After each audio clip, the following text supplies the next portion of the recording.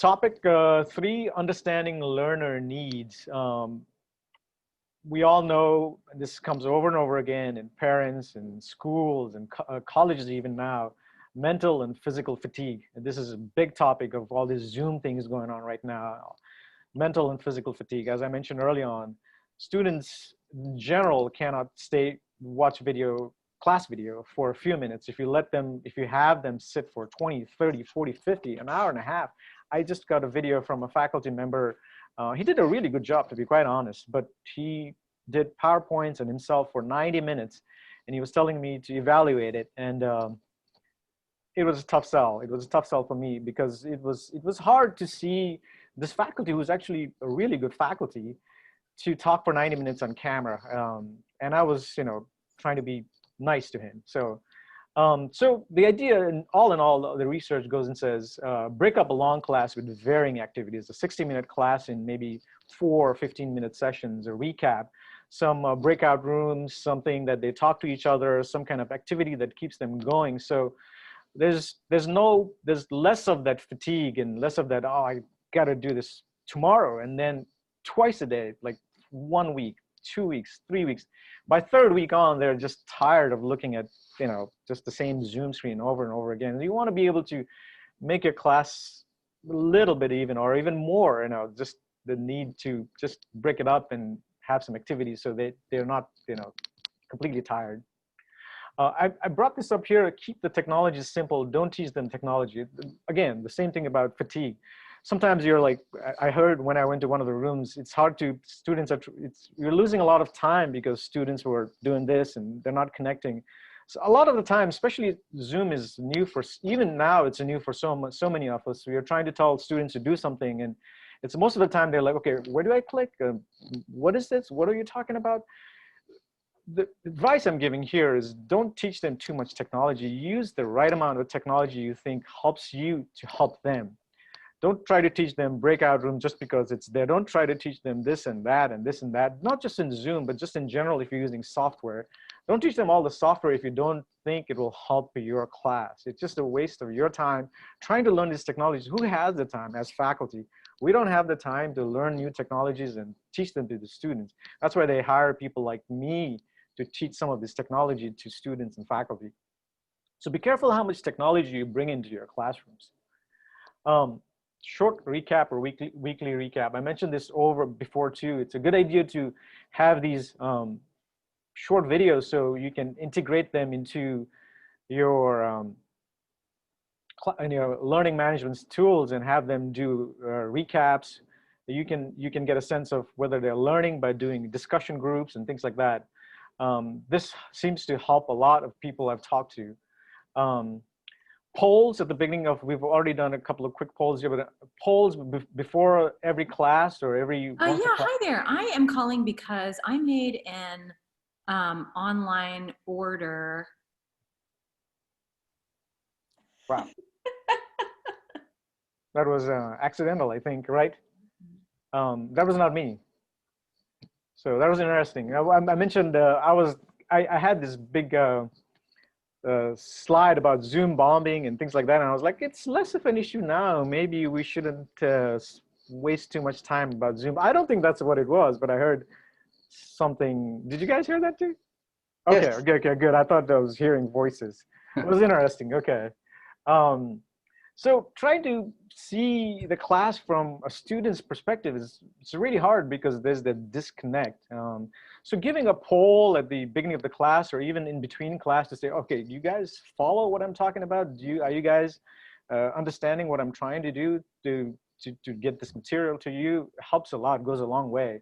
Also, again, students are already tired seeing people on the screen. Having virtual office hours is a good idea, but how do you get them to come into this virtual office? How do you get them to connect to these virtual office hours? Do we just talk about how you're doing in class? Do you talk about other things? It's a fine line that the faculty, as us, have to balance to make sure that the students are really coming to these office hours and getting good output out of it. So again, here is a really good resource from Inside Higher Ed on how to avoid classroom fatigue. So I saw a lot of, I was gonna do a poll to see whether whether we should do, recording and captions, but I can get a sense that a lot of you would like to see that. I'm going to launch the poll anyways, just to give you a sense of how those things work. Um, so I'm throwing out a poll out there saying how many of you would like to see how to do recording and captions. And if I get a sense that a lot of you already know this, so we'll move on and cover some additional topics. So let me give you like maybe 30 seconds to do that. So a poll like this, where you can get a sense of what do you guys really want to know? What is it that from last week that you didn't understand, 3 or 4 topics? A lot of students say, okay, I just didn't understand that at all. So you may take extra 5 minutes. Wow.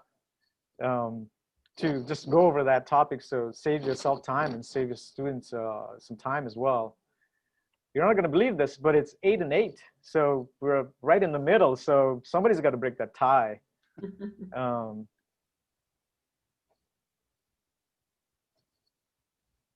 I think, all right. So I'll quickly go over it because most of us are leaning no on the recording and the captions, and that's okay.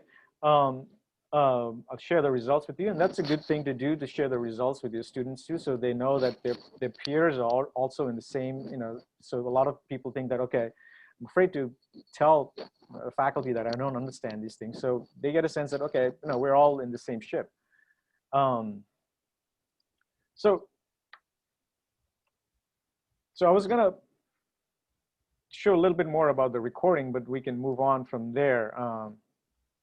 So you can actually make these recordings, and the question came up earlier, you can put it directly in the LMS learning management tool, and students can watch these recap videos. These recap videos are very, very effective as the research goes, and I've had several people do these 5-minute, 10-minute recap videos and put them in modules. The ODE, which is the distance education, highly recommends doing that. Arts and Science Tech here also highly recommends doing that. We've been telling a lot of faculty to do that, make short videos, and it's very effective for students to directly look at it from the module and then go to the next module that has the questions. They get it right away, or at least get it, most of them get the connection easier that way. The last topic of the online learning part is creating student-centered classrooms.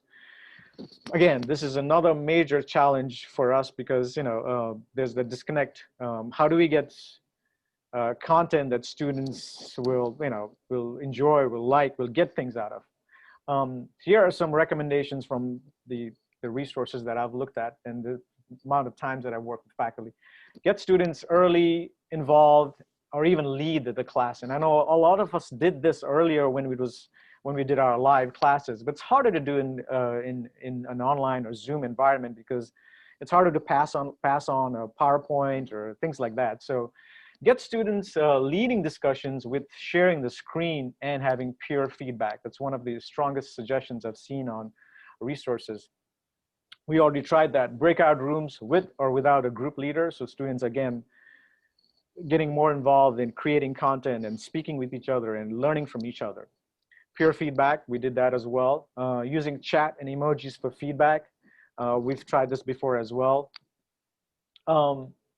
Using student real names. I mean, at OSU, there's only one way to enter the classroom, and that's logging into the OSU Zoom page, and everybody comes with their own names. But sometimes if you're inviting other people are using names like, video game names and superhero names, and encourage students to use their real names. I don't know how the other 5 colleges do that, but it's a good idea to have students use their real names and use their real pictures, even if you're not using videos. I think one of the faculty members saying they don't use video in class, and it's tricky depending on the type of class you're having. If it's an extremely large class, you can't have 100 videos of people, and then sometimes the students are looking away, getting distracted. Somebody's in the kitchen getting distracted. So as a faculty or even as a student, it's hard to focus on so many videos when there's so much going on if you're not in one room.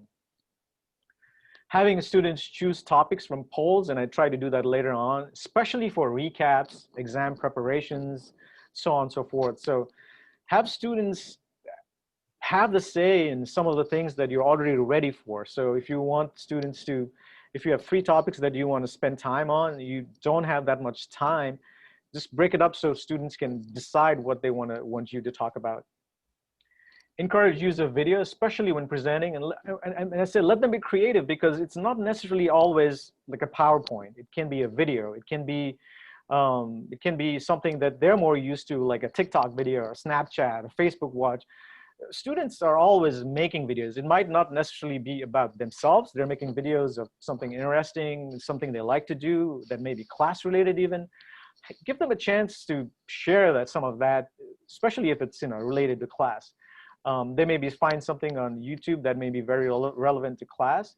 Give them a chance to show some of that, as long as you keep it class relevant.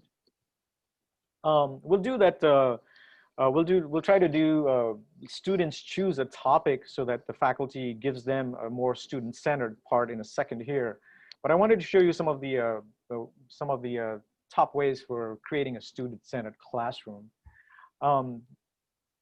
And I'm going to talk a little bit about taking advantage of the flex class model in a second.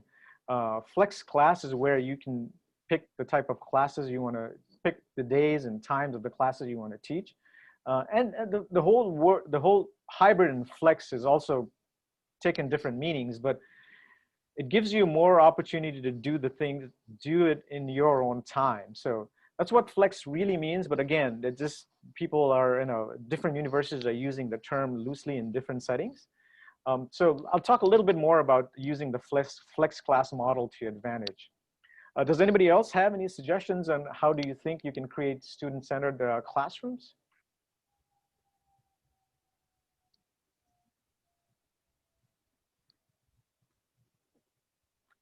Okay, so I'll move on and I'll talk a little bit more about sharing.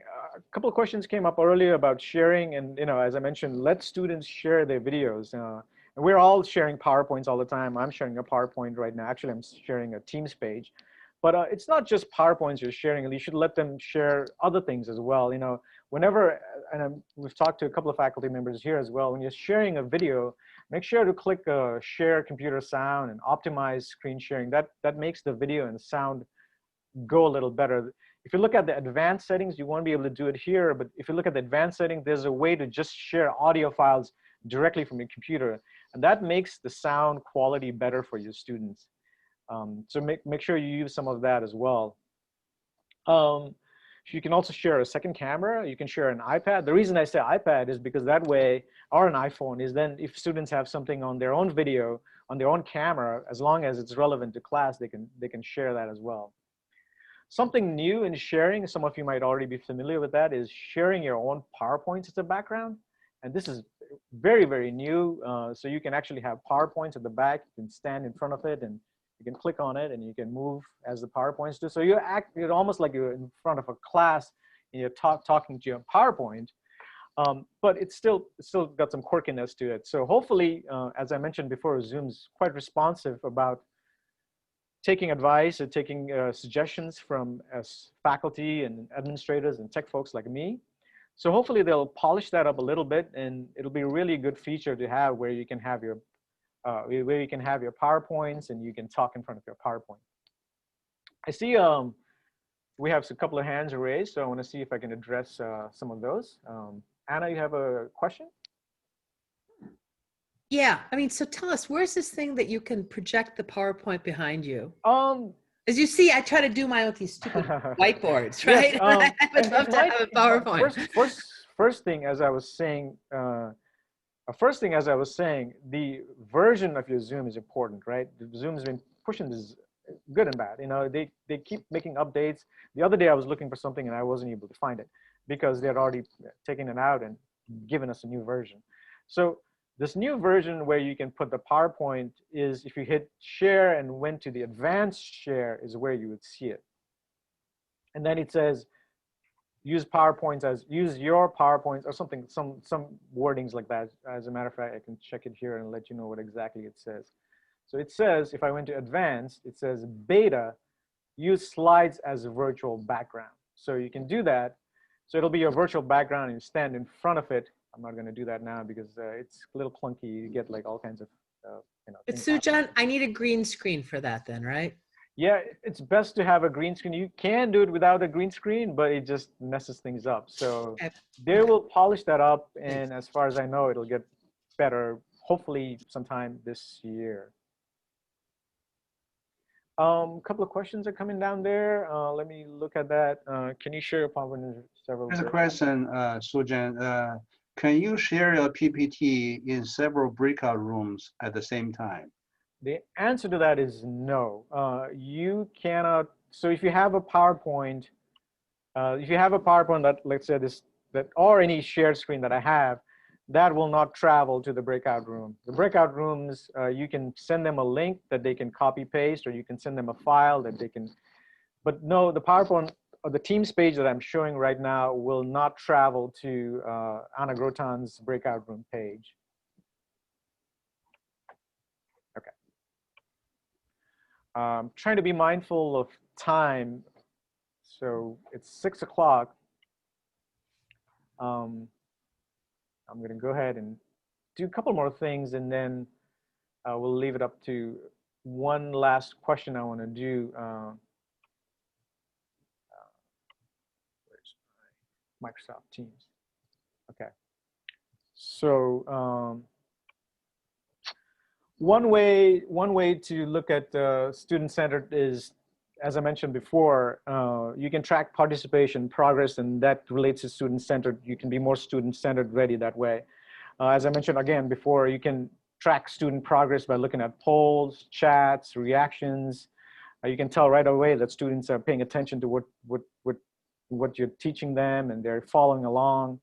You can also track student progress outside of the meeting by looking at reports. Somebody asked early on, reports within Zoom that can say like students are actually there. You can do reports in the LMS to see how much time people are spending with the certain videos or certain modules related to the Zoom classes, the Zoom recordings, and so on. You can also look at your own reports of chats and polls and see what exactly students were replying to and so on. So that gives you a lot of additional data that you can know that students are active, they're participating, and you're doing things that students are actually enjoying or they're following along. So I want to take a pause here because I see another hand raised. So let me see what Ramiro has to say, please. Is there a way we can monitor all breakout rooms at the same time? Just the video, not the audio, but at least to, No, there isn't. As far as I know, and I know that is certainly something that the Zoom team has been asked a lot, because we have asked that a lot too. So I think in terms of bandwidth, they are very careful to making sure that, because fortunately for some of us, we have good bandwidth, but not everybody does. And if you're trying to put a bunch of bandwidth, bunch of videos at the same time, that's why they all have their own videos. But you're actually in your different rooms. So when I leave to come and see that room, I'm going to another meeting. So to answer your question, at this juncture, there's no way for a faculty to see all 5 rooms at the same time. That would be great, right? It would be like we're really walking in class and seeing what the different groups are doing. Exactly. Yeah. At this juncture, the answer is no, sorry. Thank you, Sujan. Thanks. All right, so I want to do just one more thing before I close out this, because I'm looking at the time. So really quickly, I mentioned early on about how using the flex model would help some of us. I'm using this slide as what they say, when life gives you lemons, you make lemonade, right? So, okay, so the learning model has changed quite a bit because of COVID and everything going online. And so, we as faculty, we as instructors need to, step up, and we as tech folks need to step up and be able to use this because, like it or not, this might be the long stay. We might be doing more online learning, more Zoom learning, even if things go away. So again, as I mentioned earlier, don't try to do too much. Use the strengths of the software. Don't try and include every aspects of the technology. Just the main things that keep you sane, keep your students sane. Use those parts of the technology only. And that's just not just with Zoom, that's a general thing. Match the technology with the pedagogy. Everybody has a different style. I know just by looking at the faces here that I've talked to, just at OSU, they all have different styles. They have similarities. And also the type of classes. If you're teaching a language class, breakout rooms would be great. If you're teaching a large class, I don't know if everybody should be having their video on. You can't have everybody chatting at the same time. You as an individual cannot manage all that. So be mindful that, you know, you don't want to, you know, lose hairs and pull our hairs out just by trying to do every session in class. So, and what I use the strength of the flex model. What I mean by that is some of us have the ability to use a flex model that gives you the ability to do shorter classes. If you can do a 50-minute class for 30 minutes, if you have the luxury of doing that, try to use that. The reason I say that is that'll give you some time to do short videos. That'll give you some time for students to look at those videos and do a recap and do some assignments related to instead of you doing 60 minutes of video, 90 minutes of video and so on. That way you do fewer sessions. Instead of 4 days a week, you can do 2 days a week. The flex model seems to be helping a lot of people doing online, and that seems to be something that's promoted by a lot of universities, including Ohio State. So that way, again, you can record these videos and you can match modules to assignments, and the productivity seems to be a lot better if you're using a flex model instead of trying to teach all 4 days, all 60 minutes. The video and all that reaction is, it seems to be taking a lot longer. I want to show you, I want to ask you take some time for questions here, but I wanted to give you some thought. I want to give you a chance to think about some of the headlines. Zoom is in the headlines. This is actually the end of my 4 topics, so it's the end of what I was wanting to mainly tell you about. But I wanted to show you this. Zoom's been in the headlines every day, right? So take a minute to, I'm not going to speak on top of these images that come up, and just get a sense of, let me in your chat, or let me know what you think about all these headlines that Zoom's grabbing, and how, as people, that's affecting us. I want to get a sense of how all of this is affecting all of our lives and all of our online teaching, and get a hive mind of where this is all going.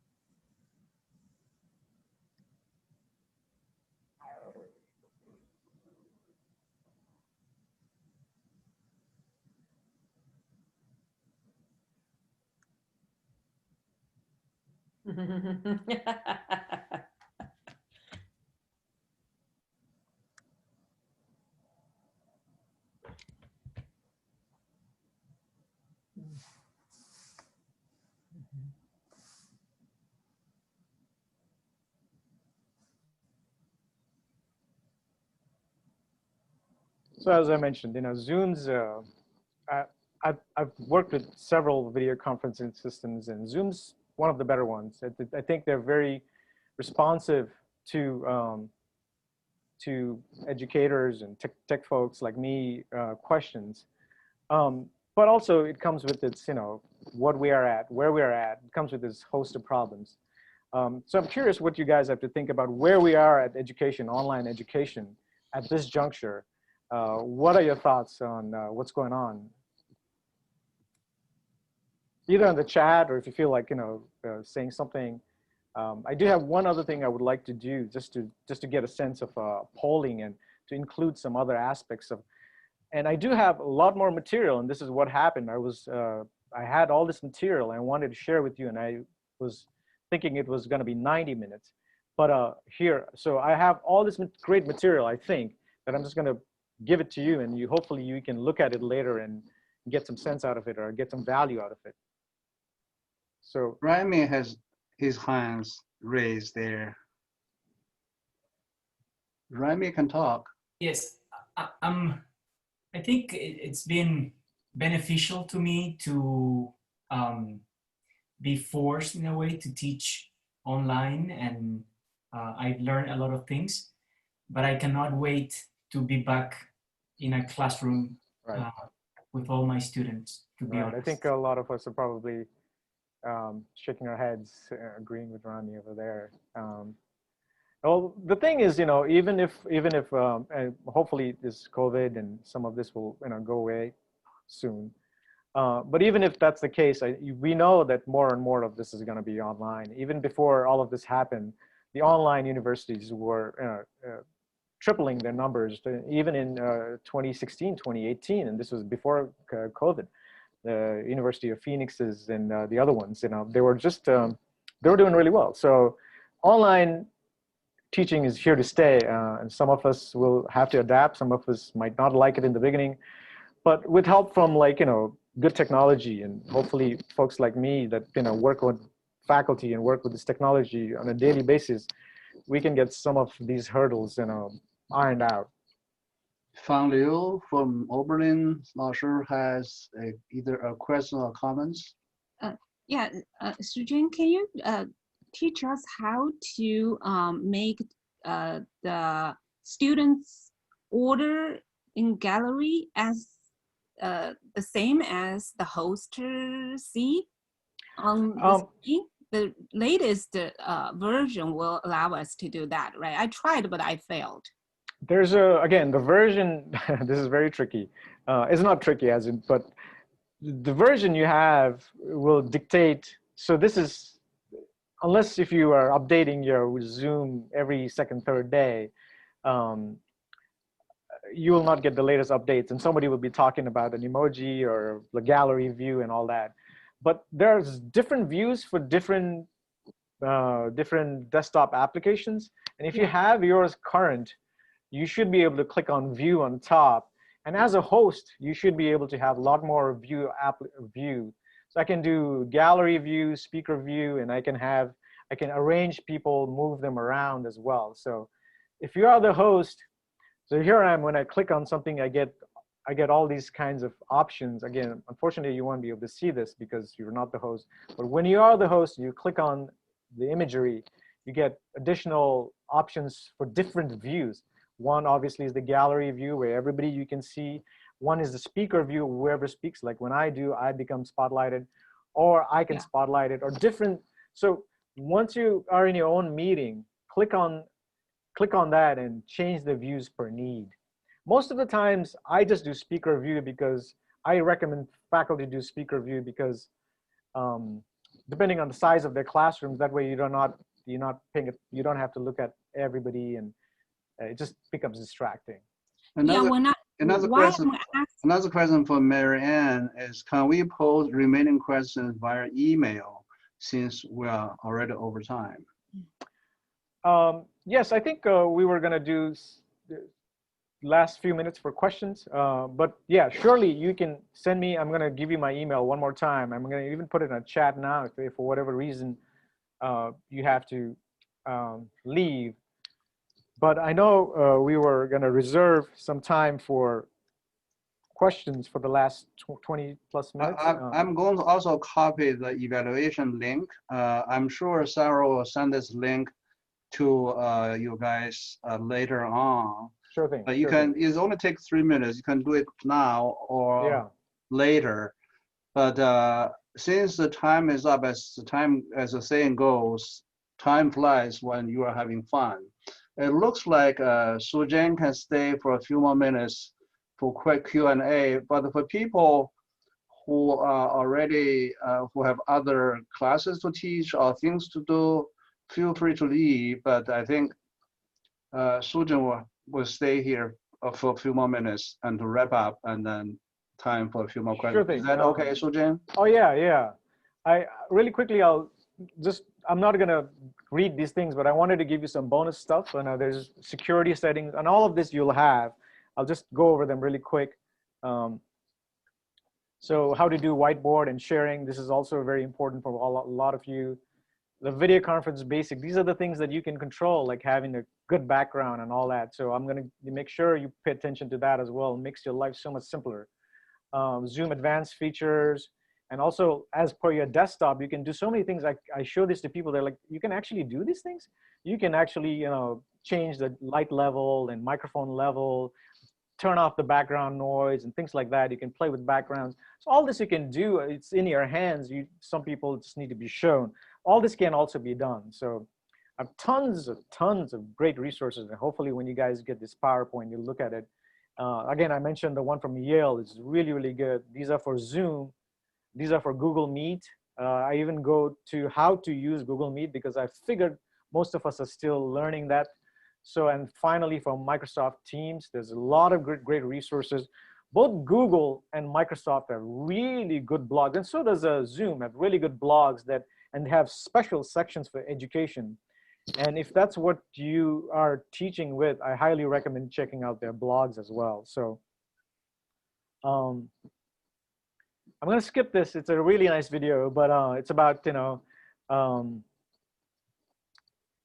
a reporter and his 2 dogs doing Zoom. I just wanted to give you a sense of like how frustrating it is for a person to be dealing with students that just sometimes are interesting. So questions, comments, if you have anything else, time being a factor, please feel free to email. If you would like to share something, send it to me and I can send it to Sarah and Professor Bai, and we can share it back to you guys.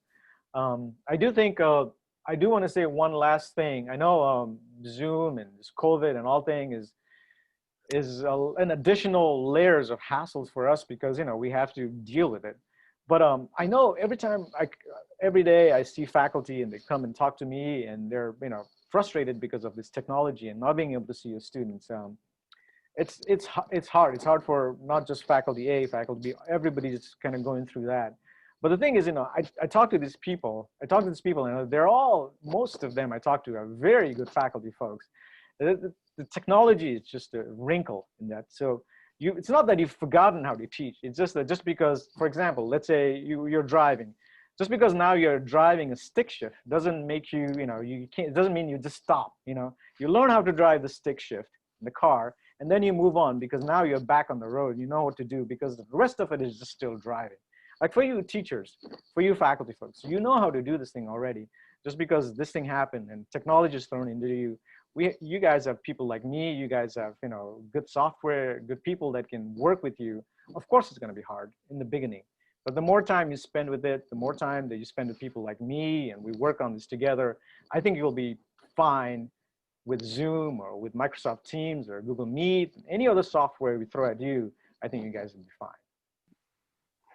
Yeah, I think people are kind of leaving. I think I would end that by saying how much we appreciate Sujin's time and wonderful. I feel that when I talk to folks from the IT departments, I often have difficulty understanding the language. But today, I feel like Sujin is talking like one of us. So not only he understands technology, but also pedagogy. So I thoroughly enjoy that. I think I see a lot of comments on the chat box. Thank you very much, Sujin, and we should probably give Sujin a round of applause. Now we know, since we know the reactions, I know I can put my little thing here. Yeah, Sujin, do you have concluding remarks for before I think I made my case earlier on about that. I think technology is obviously a wrench right now, but I think being Zoom and even Microsoft Teams and Google Meet, they've come a long way, and we just have to be patient with it. And again, people like me, I take this. I said this early on, alluded this early on. I take this as a personal time for me to step up to the plate to work with faculty and do my part on making sure that I can work with Professor John to make sure that his classes go well, so that his students do better, so that in this times of stress and duress, my contribution to this would be, okay, the classes will be better, education will be better. So I think technology is here. You like it or not, technology is going to be here in a few years. Maybe it'll be something else, virtual reality and all that. So I think we'll just have to be patient and work with it. And Zoom is really in a good, video conferencing is actually, in my opinion, in a good spot right now. It's not too tricky. It's difficult, but it's not impossible to grab onto. I appreciate all of you coming on a Friday evening and learning about technology. I know we all have nicer places to go to, and but as I mentioned, I do think Zoom's going to be a big part. Zoom and online teaching will be a big part of our next years. Yeah, and then the more we learn and the more we take it into our lives, I think the easier it will become for all of us.